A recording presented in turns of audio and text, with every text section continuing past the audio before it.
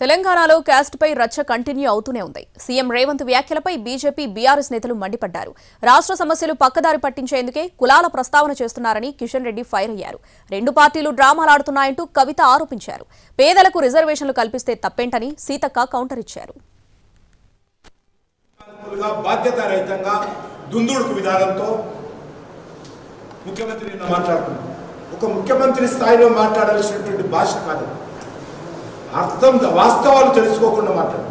మీ Congress party ముఖ్యమంత్రి ఉన్నప్పుడే నరేంద్ర మోడీ గారికి సంబంధించినటువంటి ఏదైతే సామాజిక వర్గం ఉందో ఆ సామాజిక వర్గాన్ని బీసీలో చేర్చారు. ఒక్క గుజరాత్లో చేర్చలే, దేశవ్యాప్తంగా ఉన్నటువంటి వాళ్ళందరినీ కూడా కేంద్ర ప్రభుత్వం తర్వాత చేర్చింది కాంగ్రెస్ పార్టీ.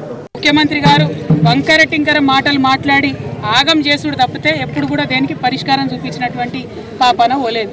ఉదాహరణకు బీసీల గురించి లెక్కలు జరుగుతుంటే పెద్ద ఎత్తున అందరూ కూడా ఉద్యమం చేసిరు. లెక్కలే తప్పునే, మీరు పెట్టిన జనాభా లెక్కలు కాలేవని అన్నారు. అంటే ఆ మాట పక్కకు పోగొట్టాలి అని చెప్పి ఆయన ఏం చేస్తాడు ముఖ్యమంత్రి గారు అంటే, మోడీ గారు బీసీయా కాదా అనే చర్చ మొదలుపెట్టిండు. ఆయన మోడీ గారి మీద మాట్లాడంగానే ఇటుపక్క బండి సంజయ్ గారు మరి రాహుల్ గాంధీ ఏ మతం అని ఈయన మొదలుపెట్టిండు. అంటే ఏంటంటే ఈయన ఆయనని తిడతాడు, ఆయన ఈయనని తిడతాడు, మధ్యలో మాత్రం వీళ్ళిద్దరు కలిసి ప్రజలను పట్టించుకునే పరిస్థితి లేదు. ఈరోజు ఎందుకు ఇలాంటి విద్వేషపు రాజకీయాలు, విద్వేషపు మాటలు మాట్లాడుతున్నారు? సమాజంలో శాంతి వద్దా? సమాజానికి ప్రేమ వద్దా? సమాజ అభివృద్ధి వద్దా? సమాజానికి ఈరోజు పేదలకు సంక్షేమం వద్దా?